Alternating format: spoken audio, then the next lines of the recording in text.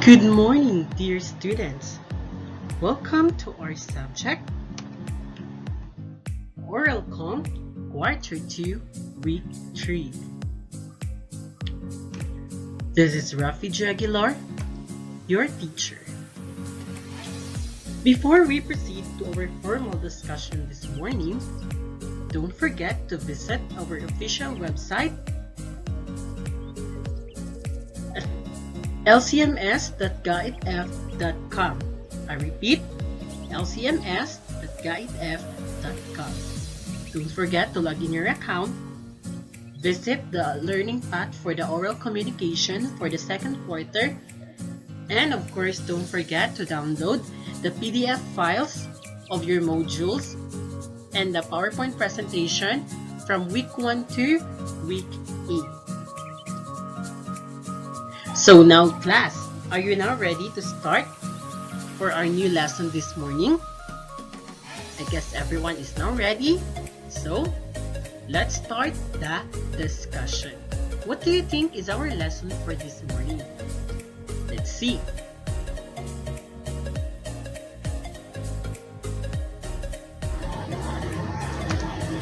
So for the week 3 lesson 3, our lesson for this morning is all about the effects of shift in a speech context, style, acts, and communicative strategy, language form, and duration of interaction. So class, do you have any idea about this lesson? Have you heard this lesson from your previous years or recently? I guess some of you and some of you are not. Some of you heard this lesson and some of you are new to this lesson. So I will not take this any longer. So we'll start the discussion, and all you have to do is to listen attentively. And of course, if you are using your mobile phones, you can use headphones or headsets so that it could be clear for you to understand what is our lesson for today all about. Understood, class? Okay, now shall we proceed? Michelle. Okay. Here are the learning objectives to be done at the end of this discussion. So after going through this module, the learners are expected to A. List down communicative strategies. Second, find appropriate strategies to use in a given situation. And third, last but not the least, is to use the strategies effectively in communicating. So this will be our learning targets for today's discussion. So we are going to give answers or to obtain at the end of this discussion. So this that would be our guide for today's discussion, like a compass, no, that will serve as our guide for today's discussion. Okay, now next slide. Effects of shift in speech context, style, acts, and communicative strategy. So language form and the duration of interaction. So this would be our lesson for this morning.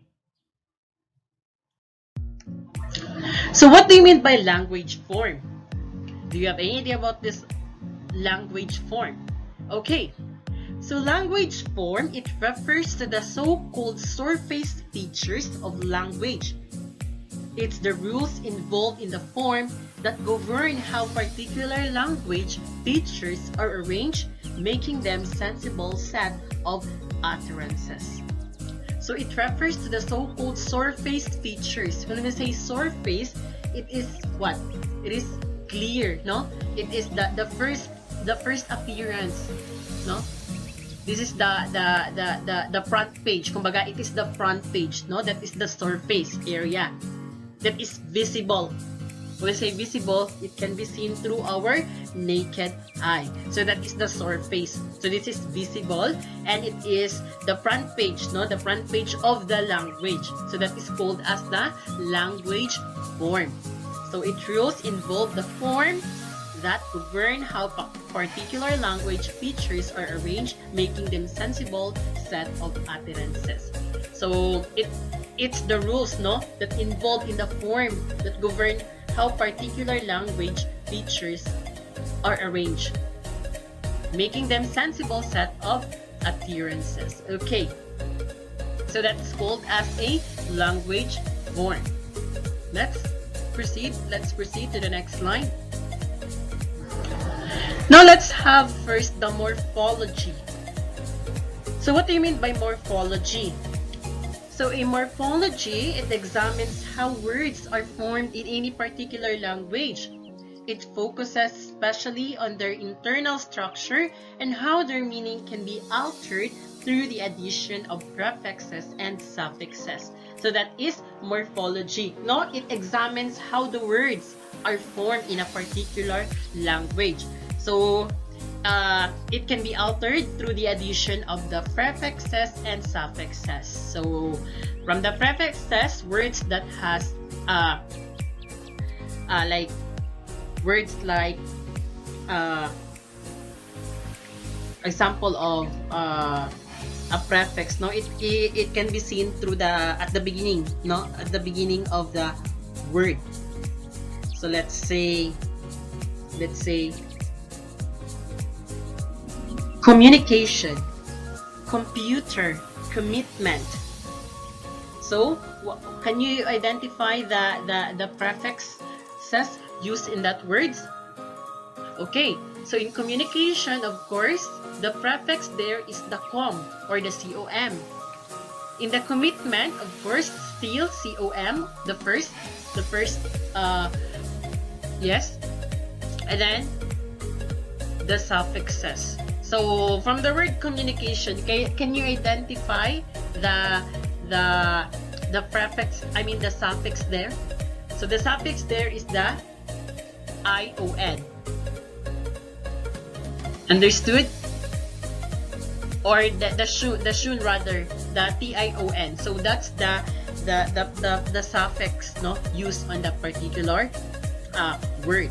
So a morpheme is the smallest element in a language capable of creating a distinction in meaning, such it's central to an understanding of morphology. So it is the smallest element in a language capable of creating a distinction in meaning that is called as the morpheme. When I say morphology, it examines how the words are formed in a particular language. So how the words are formed in a particular language, that is called as the morphology. But when it is the smallest element in a language capable of creating a distinction in meaning, that is called as morpheme. So that's the difference between morphology and morpheme. It is the smallest element in a language, that is morpheme. But it examines how the formation, no, of words in a particular language, that is called as morphology. Very good. Okay, now let's have the syntax. So what do you mean by syntax? A syntax, it refers to the rules that govern how words combine to create meaningful utterances. So on the previous slide, we've discussed about the morphology. And what do you mean again by morphology? It examines how the formation of words in a particular language. And morphemes, what do you mean again by morphemes? Morphemes are the smallest element of a language, no, that has distinct in meaning. So that is morphemes. So morphemes combine to form words, words combine into phrases, and phrases combine according to set rules into clauses. So what do you mean again? By the way, what do you mean by phrase? Okay, so a phrase is a word or group of words forming a syntactic constituent with a single grammatical function. That is called as a phrase. What do you mean by clause? A clause is a group of words containing a subject and predicate and functioning as a member of a complex. Okay, so example, the sentence, when it rained, they went inside.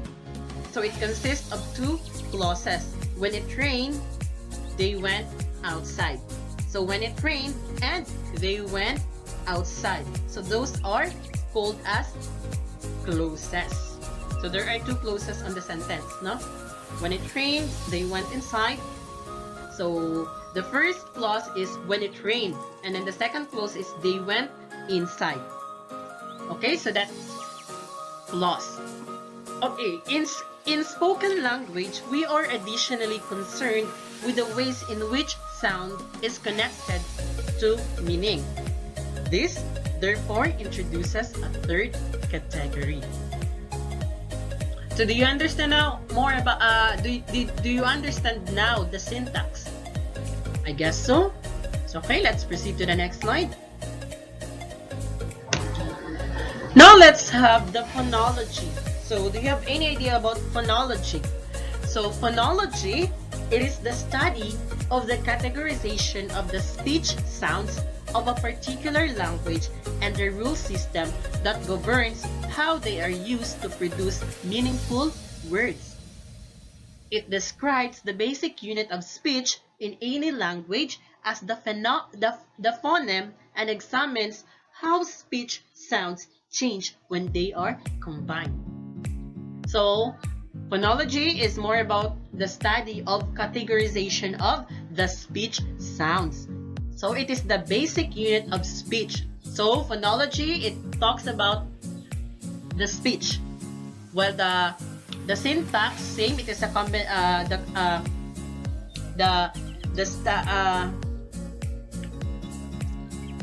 it is the combination of the morphemes, no? The use of morphemes.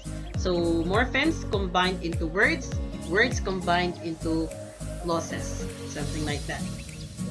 And of course, the morphology, of course, it is it examines, no, how the words are formed in a particular language. So phonology is the study of the categorization of the speech sounds. So it's more about the speech sounds and phonology. In addition, phonology examines other surface features of speech such as intonation, stress and pausing, and there are also counterparts of these features in signed language where the range and speed of movements, hand, arm, body, face, and hand configurations and emphasis, stress, pausing, and so on. How does the speech affect the language form? So in answering to that question, in terms on how it is pronounced or on how it is used to form a critical speech. So that is how the speech affect the language form. So it is how the words are pronounced or on how it is used to form a critical speech. So it depends upon the word pronounced, no, in the particular speech. Language forms deal with the internal grammatical structure of words and phrases as well as the words themselves. When one compares boy and boys, for example, or a man and men, he or she is considering the relationship between different language forms or structures. Okay, so boy and boys, are they the same? No, they are not the same because the boy is the singular and the boys is plural. So, they are not the same in quantity, but they have the same in meaning. Such as man and man. So, of course, the man is singular and the man is plural. They are both different in quantity, but they are the same in meaning. He or she is considering the relationship between different language forms or structures. So it differs, no? The boy and the boys. Of course, adds additional S for the other word, while the other word doesn't have an S. So therefore, they are not the same. Yes, they are not the same. Language forms also include cross-curricular academic vocabulary, words or phrases frequently used across different content areas. So, what do you mean by cross-curricular academic vocabulary words? These are the typical words typically describe or are related to academic processes and may include verbs, example, hypothesize, analyze, complex prepositions, example, in contrast to, as well as, and nouns, example, comparison, conclusion, and analysis. So those are the language forms that includes in a cross-curricular academic vocabulary.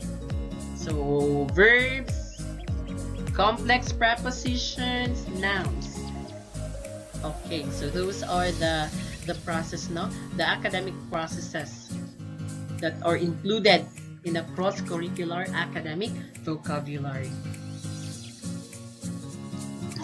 Now let's have the duration of interaction. What do you mean by duration of interaction? Okay, so the duration of interaction, it is the study of speech timing. For example, the duration and speed or tempo of speech events has increased in importance over the past 20 years, in particular in connection with increased demands for accuracy, intelligibility, and naturalness in speech technology, with applications in language teaching and testing, and with the study of speech timing patterns in language typology. So what do you mean by duration of interaction? It is the study of speech timing, wherein the duration and speed or tempo of speech events has increased in importance over the past 20 years in a particular connection with increased demands for accuracy, intelligibility, and naturalness in the speech technology. So it is more about the speech timing. That is the duration of interaction, the speech timing. Next. A major influence in the investigation of speech timing models has been the need for predictive models of segment duration in speech technology, particularly speech synthesis. The earliest models were rule-based and used a combination of linguistic and phonetic analysis to create sets of segment duration rules for English. In an early model, planned on the year 1976, each segment is attributed an inherent duration and is shortened or lengthened by a context-dependent percentage value subject to a specified minimum duration.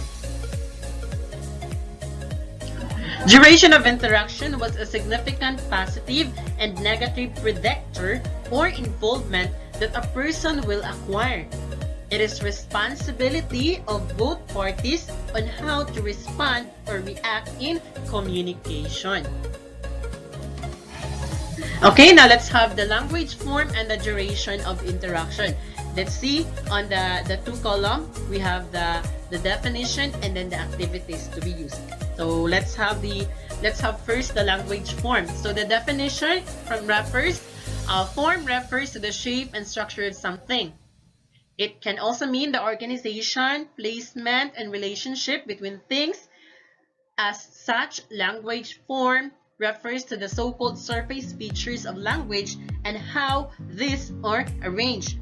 The rules that govern how particular language features are arranged are the grammar of the language. Language form can be divided into three categories. Lahay, according to Lahay on the year 1988. So we have the morphology, the syntax, and the phonology. So what are the activities under language form? So of course, exposure to language and focus on form. And second is the bio poem. My bio poem. Okay. So Now let's have the duration of interaction. So the definition of duration of interaction, okay, the duration of the interaction was a significant positive and negative predictor or involvement that a person will acquire. It is responsibility of both parties on how to respond or react in a communication. So what are the activities involved on under the duration of interaction, class? Okay, now we have the treasure map design. So those are the activities that could be done from the language form and the duration of interaction. So I guess that's all for today, class. I hope you've understand our lesson this morning. So thank you so much, class, for having your time with me. I hope that you've learned something for today's lesson.